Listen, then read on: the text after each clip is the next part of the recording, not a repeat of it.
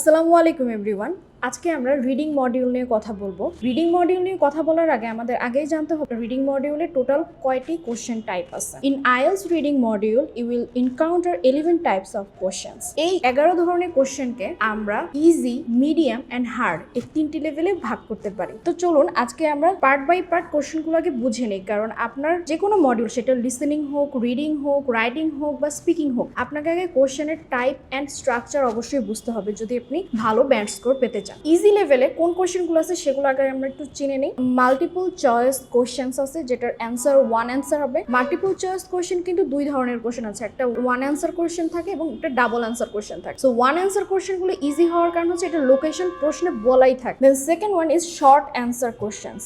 এই ধরনের কোশ্চেনগুলো আমাদের নতুন যে ক্যামব্রিজগুলো আছে সেগুলোতে আগে পাওয়া যেত, এখন একটু তুলনামূলক কম আসে এই ধরনের প্রশ্নগুলো। Then third is diagram level completion. এই ধরনের প্রশ্নগুলো আগের তুলনায় এখন একটু কমই আসে, বাট এগুলো বেশ ইজি একটা কোশ্চেন টাইপ। দেন ফোর্থে summary completion without clue, table flowchart completion without option, এগুলো বেশ ইজি। এটার জন্য আপনাকে বেসিক্যালি একটু স্ক্যানিং এর প্রয়োজন হবে, কারণ এই ধরনের প্রশ্নের অ্যান্সারগুলো ডিরেক্টলি প্যাসেজে থাকে এবং প্যারাফ্রেজিংটা একটু কম হয়। দেন আসুন মিডিয়াম লেভেল। এই লেভেলে সাধারণত স্টুডেন্টদের একটু প্যারাফ্রেজিং স্কিল দরকার হয় এবং আন্ডারস্ট্যান্ডিং লেভেলটাও ইমপ্রুভ করার প্রয়োজন হয়। This questions demand more attention and understanding of the whole paragraph, but they are not overly tricky. এই ধরনের কোশ্চেন টাইপগুলো কোনগুলো? আইডেন্টিফাইং ইনফরমেশন, যেটাকে আমরা ট্রু ফলস নট গিভেন হিসেবে চিনি। আইডেন্টিফাইং রাইটার্স ভিউজ, যেটাকে আমরা ইয়েস নো নট গিভেন হিসেবে চিনি। এই দুটো কোশ্চেন টাইপ সাধারণত একই, জাস্ট নামটা আলাদা থাকে। অ্যান্ড ম্যাচিং ফিচার্স বা লিস্ট অফ পিপল, যেটাকে আমরা চিনি। এই ধরনের কোশ্চেনগুলো বেশ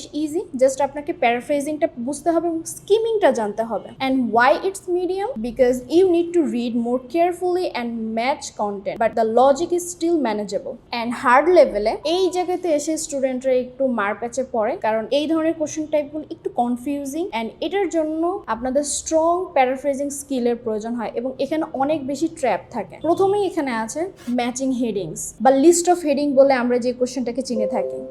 সেকেন্ডলি ম্যাচিং ইনফরমেশন এবং thirdly matching sentence ending. Matching sentence ending quite difficult একটা question type. And summary completion with a clue. এই ধরনের প্রশ্নগুলো অ্যান্সার বের করার জন্য আপনাকে অবশ্যই সিনোনিমের সাহায্য নিতে হবে। অ্যান্ড এই ধরনের প্রশ্নগুলোতে যদি আপনি ঠিক মতো অ্যান্সার বের করতে চান, তার জন্য আপনাকে তিনটা স্কিলের প্রয়োজন হবে: practice, practice and practice. Reading a total reading মডিউলটা সলভ করার জন্য আপনাকে টিপস অ্যান্ড ট্রিক্স ব্যতীত যেই তিনটা স্কিলের উপর কাজ করতে হবে সেটা হচ্ছে স্ক্যানিং, স্কিমিং and paraphrasing. তো চলুন আজকের ভিডিওতে আমরা জানি যে স্ক্যানিং, স্কিমিং and paraphrasingটা কি।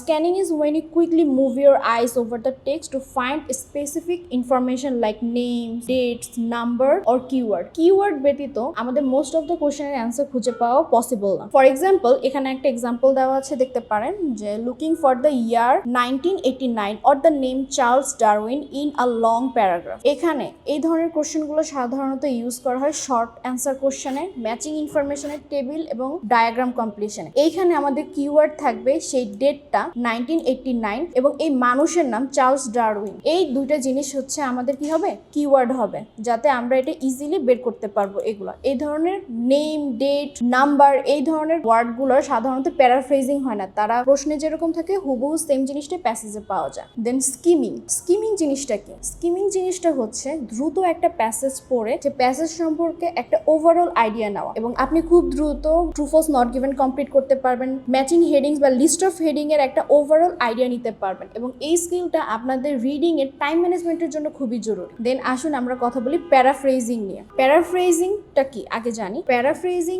Is expressing the same idea using different words or sentence structure. এখন একটা জিনিস জানার বিষয় হচ্ছে যে আমাদের রিডিং এর টোটাল সব কোশ্চেন টাইপ সলভ করার জন্য প্যারাফ্রেজিংটা জরুরি। ইভেন এই প্যারাফ্রেজিংটা আমাদের listening, reading, writing and speaking এও আছে। সো এই তিনটা স্কিল যদি আপনারা ডেভেলপ করতে পারেন তাহলে রিডিং মডিউলে যে কোনো ধরনের কোশ্চেন টাইপ সলভ করা আপনার জন্য ইজি হয়ে যাবে।